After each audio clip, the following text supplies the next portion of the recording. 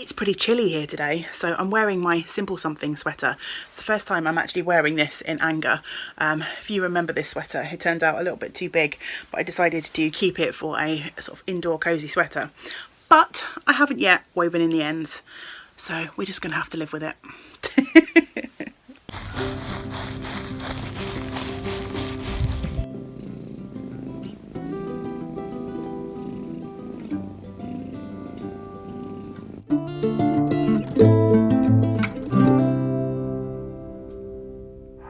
Hello, welcome to the Yarn and Yarns YouTube channel. My name is Angela and all of the places you can find me should be linked in the description box below this video. There's links to Instagram, Facebook, Ravelry if you're able to use Ravelry at the moment. You'll find a link to my website. I run a small yarn shop, and you'll also find ways in which you can support the channel if you want to. There's a link to my coffee page and also my Patreon page, and I want to say a big thank you to anyone who has been able to buy me a coffee or who has indeed subscribed over on Patreon. My Patreon page is sadly neglected. I just kind of set it up and then ignored it, and thankfully some of you kind souls out there have decided to take the leap of faith and sign up to my Patreon, despite the fact that that page is very neglected. But I'm going to try and jazz that up a little bit over the next few weeks, now that the sort of initial craziness of getting my website going and switching stuff over from my big retail shop to a smaller premises. You know, if you've been following along, how just crazy busy my life has been over the last couple of months. So now things have calmed down a bit and we're getting into sort of some more regular routines. I'm hoping to spend some time making that page a little bit more of a welcoming space soon. But a big thank you to anyone who has already popped over there and subscribed.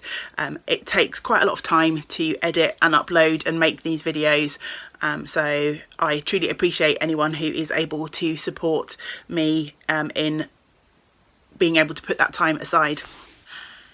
Here on the channel you'll find me chatting about my adventures in knitting, spinning, crochet and weaving for the most part.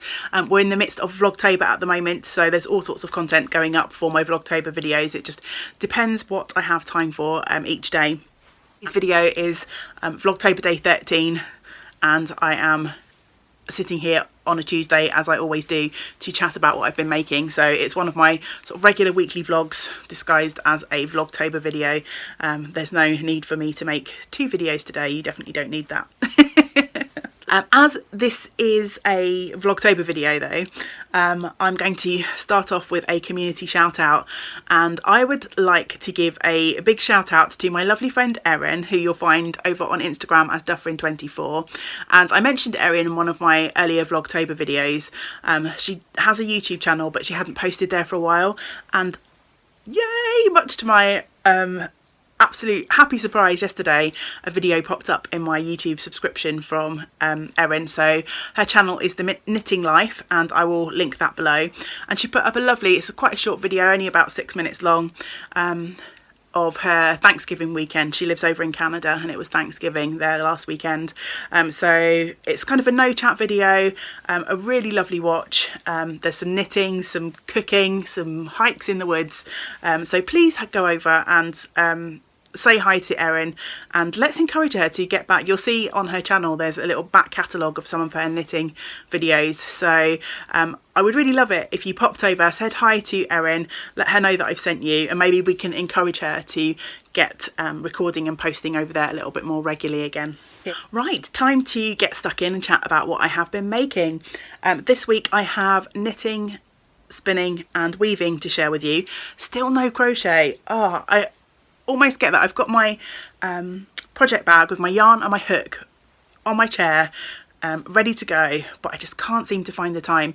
I'm spending a lot of time editing, making, uploading videos at the moment, so I'm getting a little bit less making time each day, which is absolutely fine, but I'm using that as my excuse for yet again not having any crochet content to share with you. But I do have some weaving, which has not been featured here for ages. So if you have followed for a while, you might remember, and if you haven't, I'll do a quick recap. I, quite a few years ago, managed to purchase at a charity shop, so it's second hand, this Shacked Cricket loom. It's a 10-inch loom, so just a really small loom, and it stayed in my cupboard for several years. And then on New Year's Eve I went for a little play date at my friend Julia's place, and we had a go at weaving together, and I pulled out my rigid heddle. I wove a few pieces. I purchased this new reed with the help of the YouTube community here, who donated some coffees to help me purchase this. And then I really struggled to get my loom warped up, so this is a third time lucky for this particular project. And I'm trying to, so this reed enables me to weave with finer weight yarns, so I'm using 4-ply yarns for my current piece. And the first 2 times I warped this up, I just messed the warp up, and the edges were just not going right, and it was causing all sorts of issues with the fabric. And then of course I had some issues with sciatica, and just the act of trying to warp my loom just wasn't going to happen. But I'm really happy to say that I managed to get it warped up a couple of weeks ago. I just took it steady and did it a little bit at a time. And I have been busy weaving away for the last week or so on this project. And if you've been watching the Vlogtober videos, and I appreciate not everyone has time because there's a lot of content going on there, but you would have seen some little snippets of me weaving away on my loom. If I try and hold this so you can just see in the side, you can see there's quite a lot of fabric rolled around this now. So this is kind of building up quite nicely. And yeah, I'm just using some commercial yarn to practice, because really I want to weave with my handspun yarn. I've got a pile of handspun. I'm looking over there because it's sat there waiting patiently, but I'm trying to use this as a practice to calculate how many meters I'm going to need to get a reasonable sort of scarf or wrap. So I warped up this loom using 2 fixed points actually here in this room on my desk, which is against this back wall that I'm leaning against at the moment. And then over the other side of the room I've got a sort of little bookcase, so I put my peg over on the bookcase, and I'm kind of using it as an experiment, like if I warp up between those 2 points, am I going to get a piece of fabric that's long enough for a nice scarf. So when I was having the issues with warping the loom, I did think I might warp it slightly narrower, but I just went with as wider piece as I thought I could get away with. Again, this is more an experiment as to how much yarn I'm going to need. So my finished piece, when I work with my handspun, might be slightly narrower, but yeah, we'll see how it goes. I'm just using some plain sort of natural or creamy coloured 4-ply for my warp, and then for my weft I am using some Wendy Rome sock yarn. Unfortunately they don't make this anymore. The company that made Wendy yarns went into administration, but this is a really nice kind of marled sock yarn. Let me put the loom down and I'll show you the yarn. So as you can see, it's got this really nice, almost like handspun kind of look to it. It's sort of marled, barber poled, different colours. And yeah, I'm just weaving away and really enjoying the process again. I'm keeping all my weaving supplies at the moment in this lovely project bag that was made for me by my lovely friend Mandy. Hi Mandy, if you're watching. I have got, for my weft yarn, I've got one more shuttle filled up. I've got none left on the skein, but I've just found this small ball. I'm not sure where that came from. I just found it here up in the attic room. So I've got a little bit more to play with. And I also, last time I cut off my sort of failed piece off the loom, I had this amount woven, and you can see the issues that I was having down this edge. You can see, I think, the warp showing through in various places, and it's very wavy. Case scenario, and I think maybe worst case scenario will happen, I can unpick this, and I've got quite a bit of yarn. There's probably at least a shuttle worth there that I can use if I need to. I think I'm that far off of finishing that. It's a bit difficult to tell because I've got paper wrapped around the back beam as you do, and I forgot to count how many sheets of paper that I put into that to kind of help me keep track of how far I am away. I think I've got 2 sheets of paper left, and my bits of paper are about 10 inches, I think, so we'll see.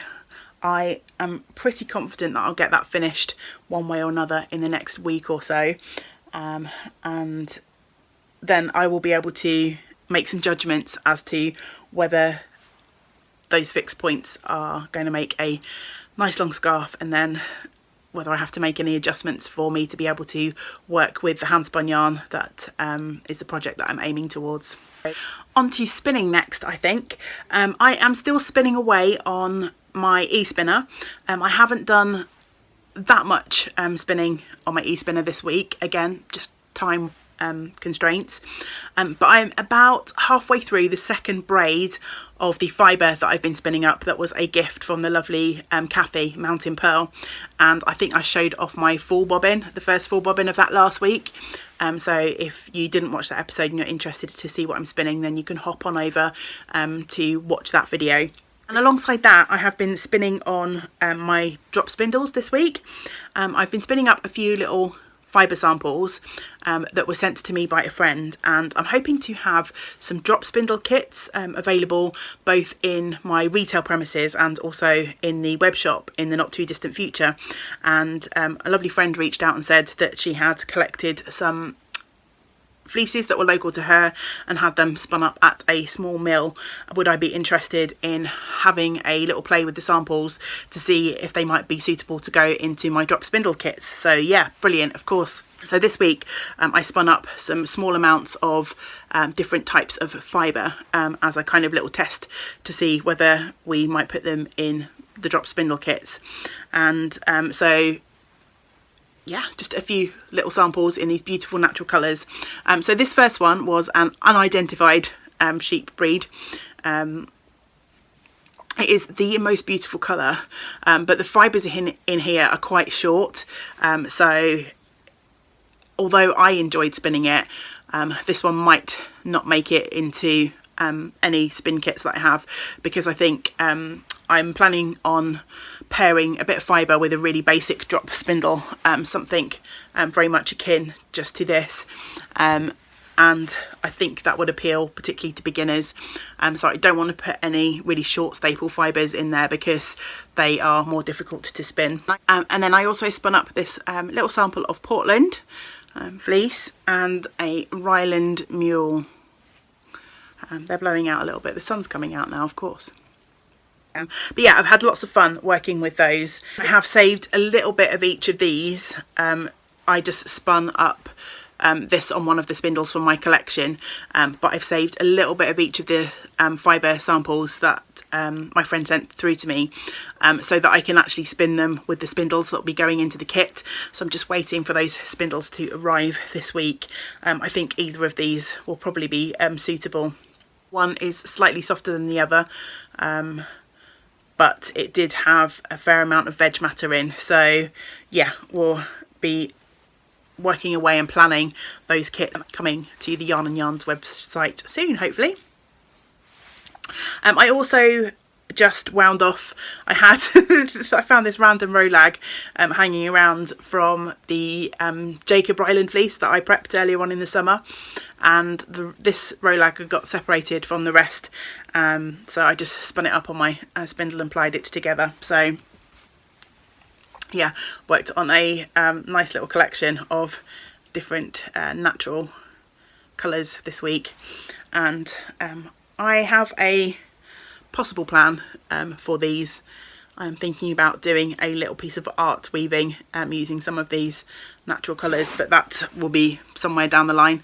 I don't have time to play around with that at the moment, sadly. I have all these ideas bubbling over and not the time to actually put them into action. And then for knitting this week, I've got 2 projects to share with you. I actually worked on a third project, and if you watched my 8 AM to 8 PM vlog that went up on Saturday, I can't remember which day that was, which number day that was, I did some unknitting. I finished sewing up the last bit that I needed to do on the dude cardigan that I'm making for my partner James, and we put it on and the fit just wasn't quite right. So basically it comes down to the sleeves again. Anytime I make a sweater for James, we always struggle with the sleeves. I think he's got like little T-Rex arms because the sleeves are always just too big or too long. But what we have decided we need to do, when we say we, that's me, I need to take out a little bit of width in the armhole shaping, so that the sweater doesn't hang quite so low. So we're hoping by doing that I can fix the issue and make the arms a little bit nicer fit. The sweater's designed to be oversized, so it's not going to be sort of fitted. It is going to look quite big and baggy, but it just looked a little bit too ridiculous. So I have unseamed everything and I unpicked the collar because I'd knit the collar on.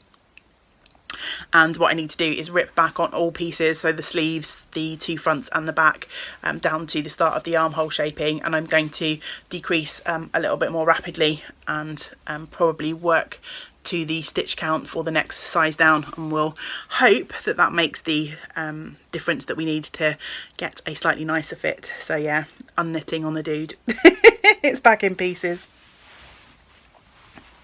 But for actual knitting that's made actual progress, I have two projects to share with you. So I've got in my Elderwood Craft sheep bag is living my test knit, and I am test knitting the Crescent Moon shawl for Ellie of Curio Stitches.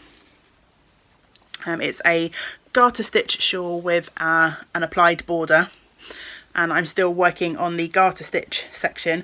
I'm working a large version of the shawl, so I started with 340 something stitches, and I'm slowly decreasing, so you can see the crescent shape is coming into effect. So yeah, still a way to go. I basically have to keep going. I'm decreasing, I think, at a rate of about 4 stitches per row. Oh no, that's not right.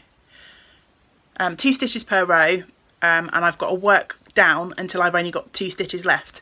So I've still got some way to go, but this is definitely speeding up now. The rows are getting shorter and shorter, so whereas at the start I could only really knit you know, a row or two and that would take me sort of an hour, rows are going much more quickly.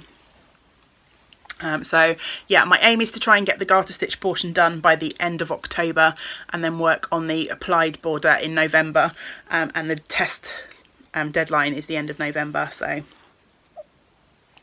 I'm using some Rowan wool cotton for mine, just in this chocolate colour, when I'm really enjoying it. I have this real thing for brown at the moment. I don't know why, maybe it's the autumn, but yeah, just loving brown at the minute. I think I might point the finger at the lovely Jeanette, who is Hawk and Oak over on Instagram. If you don't follow her on Instagram, you really should. Her photos are just beautiful, and she loves to work with sort of natural colours, and brown is a colour that she works with quite often. So I think it's, Jeanette, I think that's your influence that's made me reach for the brown. And then the second project is a new cast on, although again, if you've been watching Vlogtober, you will have seen this. And this is living in my lovely Mindful Magpie bees bag. Cast on a pair of socks for my mother-in-law. It's her birthday at the end of October, and I usually knit her a pair of socks for her birthday. And I'm using some Regia yarn that I bought from D-Stash, and I'm pairing it with a Mystery Mini. Again, I purchased this from D-Stash as well. And luckily she has teeny tiny feet. Sock number 1 is done. So I think I cast this on last Wednesday, and so yeah, sock number 1 is done, and I really like this kind of fun striping effect, and I think she'll really like these colours. She's got some trousers in this sort of blue grey colour, so I think she'll enjoy these socks, and I'm pleased with how the minis paired up with the main colour. The mini's a little bit pinker than the red that's in here, but I think they look like they match fairly well. So sock number 1 is done, and sock number 2 is on the needles, and oops, it's getting a bit tangled. The cuff is done, and I've literally just switched to the main colour. So yeah, I'm given that these the first one flew off the needles in just a couple of days. I haven't worked on these since Saturday, I think. So yeah, between Wednesday and Saturday I had a sock knit, so I am hoping to do the same and have these finished this week, and then that should be in plenty of time for me to send these off to her for her birthday. I'm just using 2.25 Knit Pro Zings for these. They were sock needles that I had free, and I've got this really gorgeous glass bead mummy stitch marker, which I purchased from the lovely Caroline of Colourful Creativity. So yeah, I think that really wraps everything up. I did get some new fibre this week. I showed that off again on the 8 AM to 8 PM Vlogtober vlog, so I won't show that off again, but if you are interested to see what came my way this week, then you are more than welcome to hop over and watch that video. I got some fibre from Hilltop Cloud and also some beautiful stitch markers. Both were gifts from my lovely friend Jenny. Also got some back issues of Ply magazine, so hang on, I can grab those and show you those as well. So I've always been quite curious about Ply magazine, but it's a little bit harder to get hold of here in the UK, although I have now found out there is one supplier here where you can get a subscription. So my lovely friend Ellie of Curio Stitches, who I've already mentioned, was having a little de-stash, and she had several issues of Ply to rehome. So I thought, what better way to test out the magazine by picking up a few issues that were at discounted prices to see how I like them, and whether I want to consider taking out a subscription. So I've got plenty to look through and work through. I have got the Down Like issue, the silk issue, which will be quite interesting. This one is all about twist. This one is all about worsted spinning. Look at that gorgeous spindle. And then I have spinning bulky. So yeah, I haven't really, these just arrived today, so I haven't had much of a chance to flip through, but I'm looking forward to diving into some of the articles and figuring out whether I want to take out a subscription to this magazine. Before I go, I just want to give you a quick reminder of the make-alongs that we've got going on. We've got our Vlogtober make-along, so basically start and finish a project that's kind of Vlogtober, October, autumnal, Halloweeny themed. And that started on the 1st of October and goes through to the 31st of October. And we also have the TGIF cal, the thank God it's finished cal, and again, any craft counts: knitting, spinning, crochet, weaving, sewing, embroidery, anything really. The aim is to get as many of our projects off the needles as we can before the end of the year. So that started on the 1st of October and goes through the 31st of December. Thanks to everyone who has already started making, finishing objects for both of those make-alongs. It's really fun to see those pop up. As for what's been happening in my week, well, most of you, well, a lot of you who have been following along with Vlogtober will already know what's been going on. Not too much, just a bit of work, a bit of weaving, a bit of knitting, a bit of spinning, all the usual things. Things are starting to settle into a bit more of a routine for me work-wise, which is quite nice. The website's quietened down a little bit, which I think was always going to be the case. I had a lot of orders coming through when the website first started, because a lot of lovely people, including some of you out there, were wanting to put in orders to support the launch of the website, which is really nice. But we always figured that would sort of drop off slightly after that kind of initial burst of support, and it has done, but that's okay.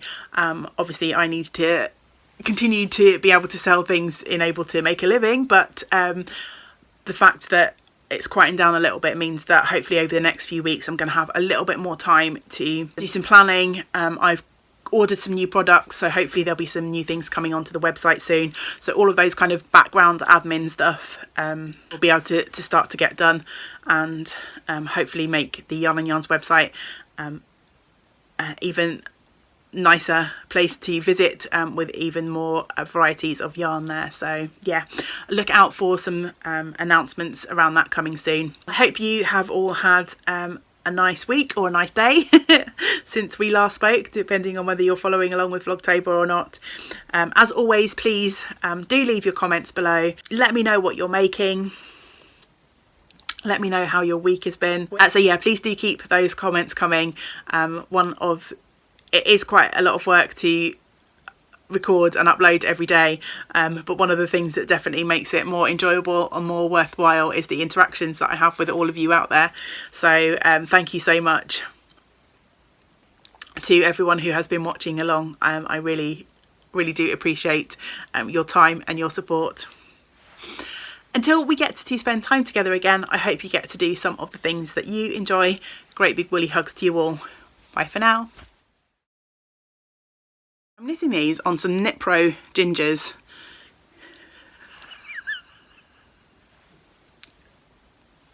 Yay! Yay for ends peeking out. Let's try and shove that in and, okay, be a bit more sensible.